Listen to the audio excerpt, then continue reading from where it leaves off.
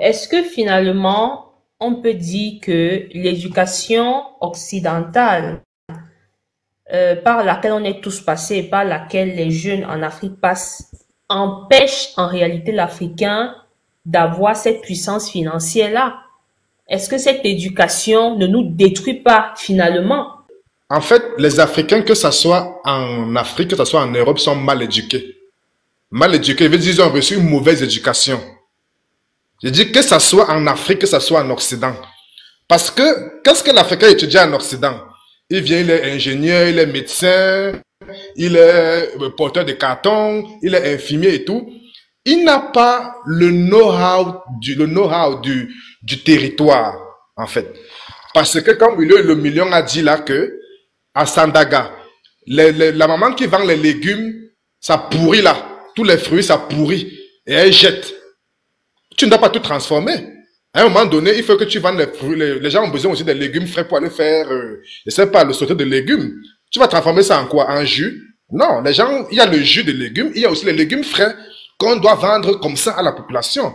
Alors, pourquoi on vend les fruits frais? Il y a aussi le légume sauté et le légume séché. Non, mais on ne peut pas tout sécher. Tu dois aussi vendre ça frais à la population. C'est pas que tu vas tout sécher. Alors, qu'est-ce qu'il faut faire dans ce cas?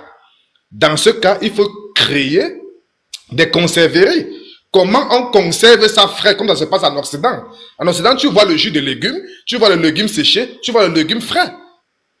Est-ce que les Africains qui étudient ici, est-ce qu'ils savent même comment on conserve les légumes frais? Non, ils ne savent pas comment on fait pour conserver les légumes frais. C'est ça le problème.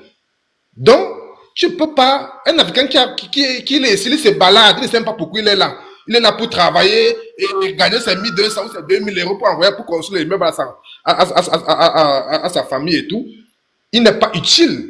Parce que comment se fait-il que à Sandaga, au Cameroun et tout, le problème c'est que les agriculteurs, beaucoup de choses se pourrissent. Bon champ. L'ananas est gâté, les légumes sont gâtés. Tu passes à Sandaga, comme il a dit là, tous les légumes sont jetés, c'est gâté. Après 2 jours, c'est gâté. Pourtant, les technologies de conservation des légumes, des trucs frais, des vivres frais, existent depuis 1937. On appelle ça la CAS. Donc, Controlled Air Storage. Donc, le système de stockage à air contrôlé. C'est ça, ça existe depuis en Occident. Quand vous voyez le marché de vivres frais à Rungis là, en France là, et tout, c'est un gros marché de vivres frais mondial. Comment ils font donc pour conserver ça? C'est parce qu'ils utilisent les systèmes de gaz, les systèmes d'échange d'air. C'est pour cela que dans les supermarchés, aujourd'hui, quand tu sors du supermarché avec le légume ou bien avec un fruit, ça se gâte vite chez toi.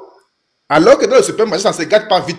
Parce qu'il y a les systèmes d'air pour couper, en fait, le pourrissement de ça. On coupe la vie du légume ou du fruit dans le supermarché. Parce qu'ils ont des appareils pour ça. Mais est-ce que les Africains connaissent ça? Et tu vas dire qu'on va transformer. On ne peut pas tout transformer. Il faut aussi manger frais comme ça. Donc, les Africains qui sont ici en Occident se baladent seulement en fait. Ils sont venus se balader. Et ils ne savent même pas où ils vivent. Ils sont là au lieu de se former, essayer de comprendre, mais quels sont les secrets que ces Occidentaux font sur telle ou telle chose. Ça ne les intéresse pas. Ils sont là pour chercher les petits courir derrière les 2000 euros, tourner derrière les 1500 euros. Avec ça, tu ne peux pas connaître les secrets. Il faut entrer dans le secret des dieux. Comment ici on fait le vin, comment ici on fait pour conserver les fruits. Tu poses des questions, tu parles des entreprises, tu mets des enquêtes. C'est ça en fait. C'est pour cela que ici, les Européens n'ont pas peur des Africains au niveau des secrets industriels. L'Européen ne cache rien à l'Africain au niveau des secrets industriels. Parce que c'est qu'il ne va rien faire avec ça. Alors qu'aux Chinois, on ne blague pas avec, on cache aux Chinois. Parce que c'est que s'il met la main sur ça, ça va servir à son pays. Et si tu mets la main sur ça, tu vas servir à ton pays avec quoi? À rien. Donc c'est ça, pour les Africains doivent s'éduquer, même en Occident, au, je vais dire, copier la façon de faire des Occidentaux. Donc même si tu es, je sais pas, même si tu lances une usine de plantains, tu dois comprendre que quels sont les mécanismes pour que je perpétue mon usine de plantains jusqu'à passer ça à mon enfant demain. Donc, ça veut dire qu'il faut que tu connaisses la recherche, comment on fait pour multiplier le plantain, pour que ça te donne beaucoup de rendement à l'hectare, l'huile qu'on utilise pour que ça soit plus bon, le goût. Donc, tu dois savoir tout ça, en fait. tu dois t'approprier de la science, de la connaissance, comment les Européens eux-mêmes ont fait. Et ça, on ne t'apprend pas ça à l'université en Europe. Ça n'existe pas à l'université en Europe. Il faut faire de l'espionnage. Si tu ne fais pas de l'espionnage, tu ne peux pas comprendre ça.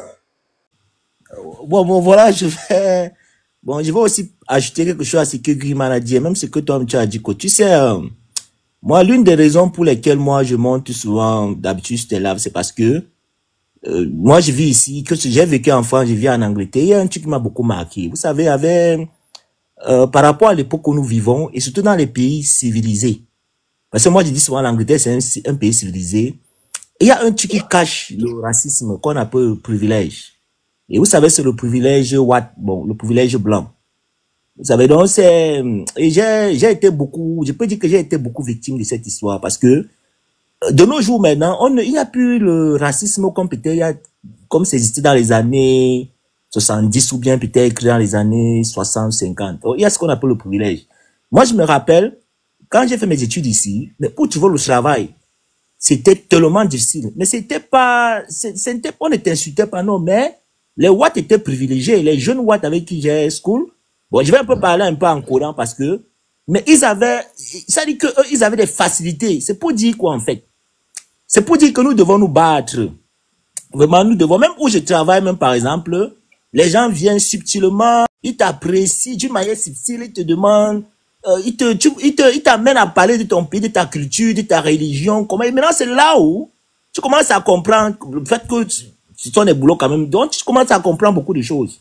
Tu commences à comprendre. Ce n'est pas qu'on t'insulte, on est raciste. Non. Donc, c'est pour dire que nous devons nous ressourcer. Nous devons savoir nous devenons. Nous devons nous devons aimer. Nous devons essayer. C'est pour ça que quand moi, aujourd'hui, je vois un Africain, il dit qu'il gagne le SMIC et il consulte lui-même. Non, nous devons changer de stratégie. C'est pas que c'est la volonté. Il a des idées, tout, mais il y a un problème de stratégie, en fait. Nous devons nous former. Nous devons apprendre la connaissance. Nous ne pouvons plus venir ici. Quelqu'un est content que, bon, voilà, il fait le signe. Non, nous devons sortir, parce que si quelqu'un déjà, je ne sais pas si il sort, tout ça vient un peu dans le même sujet. Si quelqu'un a eu la capacité, a eu le courage de partir de son pays, honnêtement, nous devons sortir de cette idée que nous venons ici encore faire des boulots, des SMICA, tout ça, non. Donc, nous devons vraiment accentuer, nous former et rentrer, développer notre pays. Parce que, quelque chose ce que nous faisons ici, nous avons besoin que nos gouvernements, parce que c'est le gouvernement qui crée des lois, qui régularise. Même ici, par exemple, la jeune sœur a parlé, elle disait que, lorsqu'elle parlait que, bon, voilà, qu'est-ce que le gouvernement, même ici, que ce soit en France ou en Espagne, même en Italie, c'est le gouvernement qui crée des lois, le gouvernement supervise, le gouvernement régularise. C'est-à-dire que tu ne peux pas te permettre de faire n'importe quoi parce que le gouvernement est là. C'est toi qui vois le gouvernement pour que le gouvernement doit régulariser, superviser tout. Donc, nous, lorsque nous sommes ici, si nous voulons rentrer, investir, bien faire quoi que ce soit, nous avons besoin que notre gouvernement nous a. Ce n'est pas que quand nous disons que, par exemple, on a des problèmes, ce n'est pas qu'on est contre ce gouvernement, non, mais on a besoin, après avoir fait des efforts, après avoir été fisclé ici, on a besoin qu'ils nous accompagnent en nous facilitant les choses. Donc, c'est un peu ce que je voulais ajouter vite fait. Merci beaucoup.